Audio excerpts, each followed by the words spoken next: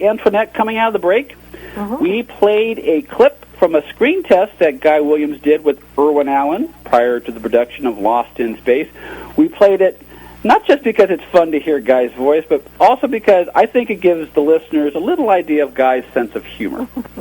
Right. He, I think in that too, he kept saying they wanted him to look older because he's supposed to have his daughter is about 18 on the show, and when he was talking, he kept saying he told about his children, but every time he mentioned his son, he kept saying his son was older.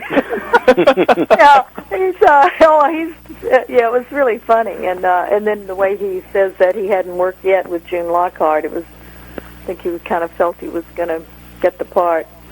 Well, again, one of the things that you do and succeed in your book is, this is a very cultured man. I mean, he was a very talented actor, but his life did not his life did not begin and end with acting.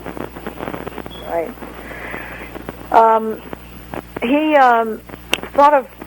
I don't think he even knew he wanted to act until after he was a model. He grew up in a household though where there was a lot of classical music. When he was a teenager, he was playing classical music. His father loved opera, and he loved playing chess in Central Park with older people. And then when he got into acting, he decided to study so he could be a better actor, but he wasn't the consummate actor. He really enjoyed doing it, but I think later he realized how difficult it was to deal with networks. Yeah, we'll talk about that in a little bit. But it's like I think it was you, Antoinette, who said, and I'm not sure whether this is something you said to me or it was a comment, whether it was a comment a reader said to you, but it was something along the lines of Williams was too smart to be an actor because he was so well-rounded. Yeah, somebody told me that after reading the book, that he was too intelligent. He liked being in control, and he had no control. He was, as an actor, he was creative, so he would always think of ideas. That's why later, in fact, around the time he was on Lost in Space, he was writing a lot. He wanted to create a TV show himself.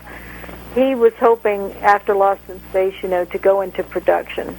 He just, when he was doing Zorro, it was going so great, but then there were troubles with the network. They had to hold that, and then he had problems with Lost in Space, and it was not renewed. So, when he came out here and was under contract at Universal, he wanted to be a movie star. His whole dream was to be in the movies.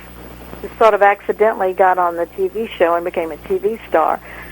But at Universal, he had a year-to-year contract, and he had a terrible riding accident. He was at the stables, riding bareback, and fell off and broke his shoulder and his arm, and didn't get his contract renewed.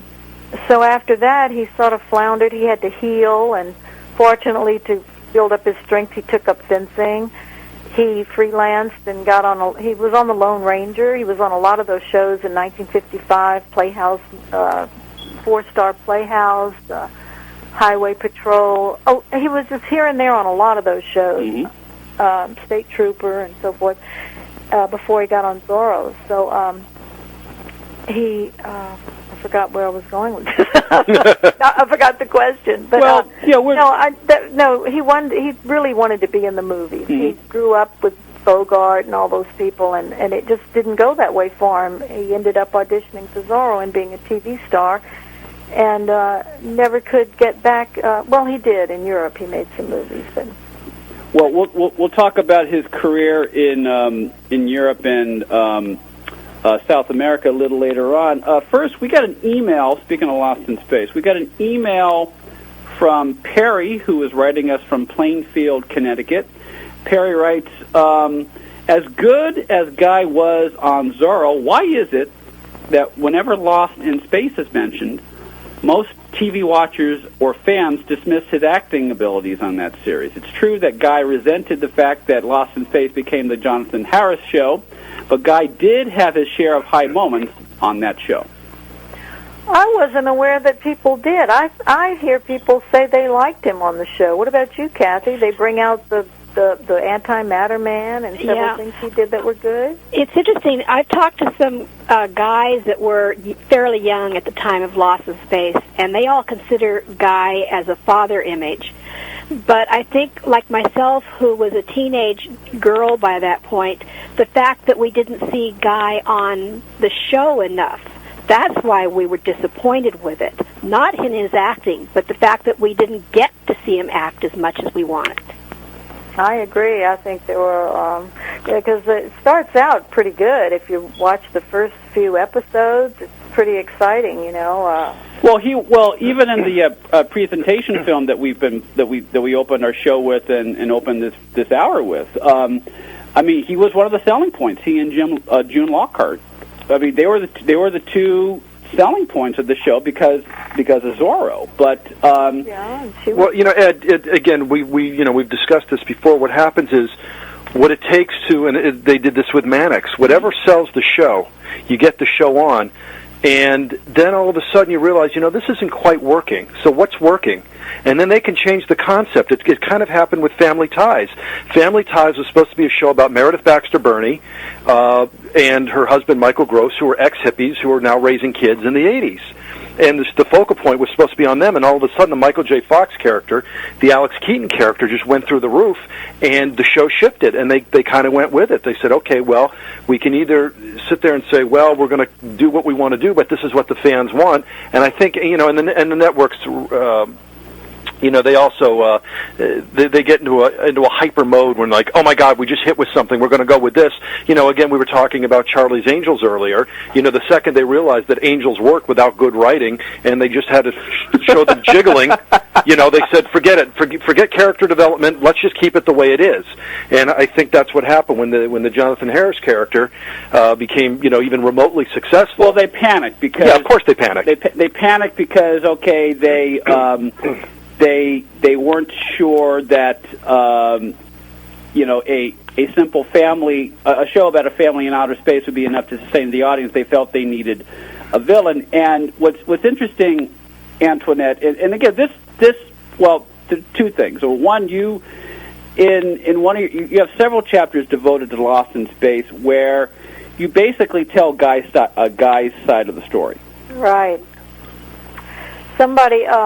Well, I just want to say, too, that even Guy himself worried about where the show was going to go with the family in space. And after they saw the pilot, which was never aired, they realized that, you know, they were pretty limited with the characters, so they created, like you said, they put a villain and the robot in there. And then... what was the question? What did you just ask me? Well, we're talking about how, you know, the show was supposed to. Your Guy was one of the selling points, the focal point, and then when they brought, you know, Dr. Smith on, it totally changed the dynamics of the show because viewers seemed to respond, for whatever reason, viewers responded to the Smith character. I was so glad that this fellow, some journalist went in to talk to Guy personally after a TV Guide had come out with some nasty remarks and made Guy look like a bad man and, you know, didn't like Jonathan Harris. But there are quotes from Guy in my book from that newspaper interview saying that he, you know, he had nothing against Jonathan. He liked Jonathan Harris, thought he was a great actor, and he said he probably he added much to the series and probably saved the show. But he just wanted them to have better scripts, better, you know, for the sake of the show, to have better writing and. Well, he did realize he was doing an Irwin Allen show, right? Yeah, which meant that it was all about the special effects, and you know, it was right. It was all about the grandiose visuals. It wasn't, you know, so much about the writing. So I think it's just, you know, you're right. He was called the Master of Disaster, and he just was interested in all the background, which was difficult for the actors to ever do anything. They were second rate. So a guy, just like I said, was creative and had ideas, and he had just been talking to Irwin Allen to try to get him to change some things. But well, I think and also he wanted to earn his money. He said he was signed on to do a certain thing. He was getting a good salary, he and June both, and they were pretty much beginning to be written out, and they just wanted to do some acting.